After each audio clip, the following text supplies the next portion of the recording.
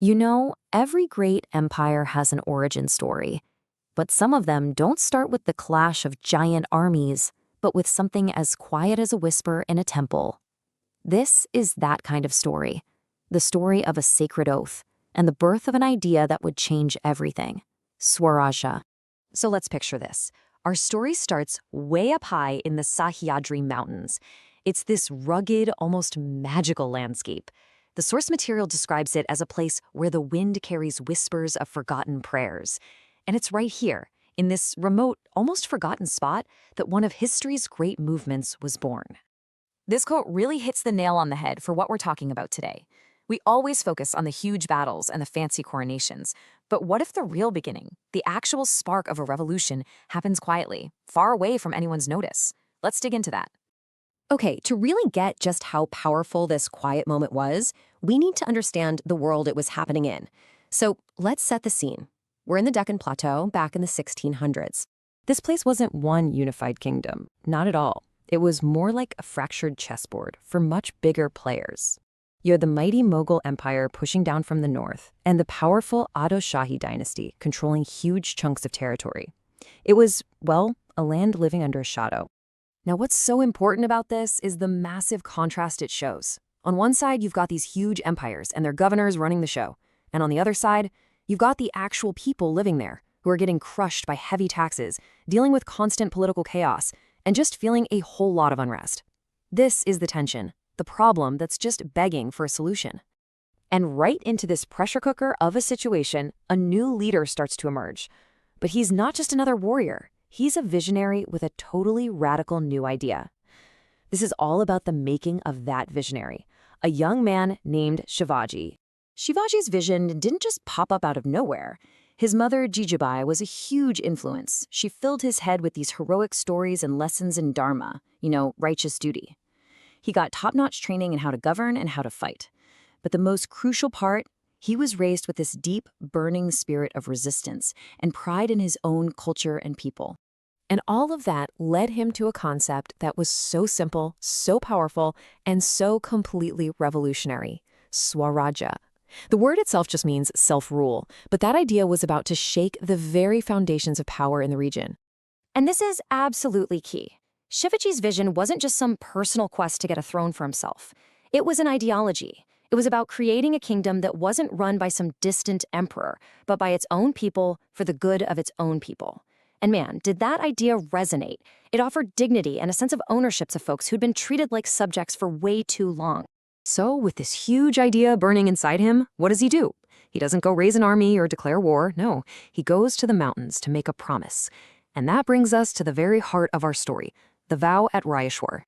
Let's put a pin on the calendar. The year is 1645. This is the exact moment when this big idea gets formalized, when it becomes a real commitment. And this just shows you how incredibly personal this all was at the start. The leader of this whole thing is just a teenager, 16 years old, and his first recruits, they're not some battle-hardened army. They're his best friends, other young guys who believed in what he was saying. Their trip wasn't some grand parade. It was quiet, deliberate, almost a secret pilgrimage.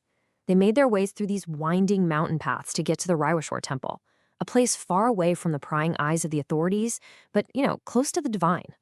And there, inside that temple, in front of the deity, they took their oath. And this wasn't just a pledge to follow a leader. No, it was a pledge to an idea, to build a sovereign state, their own state based on justice, dignity, and self-rule for every single person. A vow is one thing, right? Words are just words. But for Shivaji and his friends, this was the starting gun. They immediately started turning that promise into a reality. This part is all about those first crucial sparks of action. They knew they couldn't fight these giant imperial armies head-on. They were totally outmatched, so they had to be smarter. They developed this new strategy called Ganami Kava, basically guerrilla warfare. They used what they had, deep knowledge of the mountains, speed, and the element of surprise, to run circles around much larger forces. It was pure innovation, born out of necessity. And guess what? It worked. It worked fast. Just look at this timeline. They take the oath in 1645. A year later, bam, they've captured their first fort, Torna. The very next year, they secure another major one, Rajgad. These were small victories, sure, but they were hugely symbolic. They built momentum, and more importantly, they built belief in the idea of Swarajya. But here's the really brilliant part that often gets overlooked. This wasn't just a military campaign. They were actually building a whole new kind of state. He put local languages front and center in his government, giving people a real voice. He made respect for all faiths the law of the land, a pretty radical idea back then. And he demanded strict discipline from his soldiers so they were seen as protectors, not just another army. All of this was about building trust with the everyday villagers, who became the foundation of his entire kingdom. So let's step back for a second. A quiet promise, made by a handful of teenagers in a mountain temple. What did it all lead to? Let's zoom out and look at the incredible legacy of that one single moment. Fast forward almost 30 years, it's 1674. The journey that started with that secret vow at Raireshwar finally reaches its peak. This is the year Shivaji is officially crowned Chhatrapati, the sovereign king. It's such a powerful thought, isn't it? The grand Maratha Empire, a force that would challenge the Mughals and shape Indian history for centuries, really started as this tiny seed planted on the cold stone floor of a temple. Which brings us right back to that big question we started with. Where do these massive, history-changing movements actually start? Is it always on the battlefield, or could it be somewhere else entirely? I think this slide just lays it out perfectly. History remembers the stuff on the left, the big battles, the fancy ceremonies, but the true origin, the real seed of change, it was a silent vow. It was a handful of determined kids, and it was a powerful, shared belief.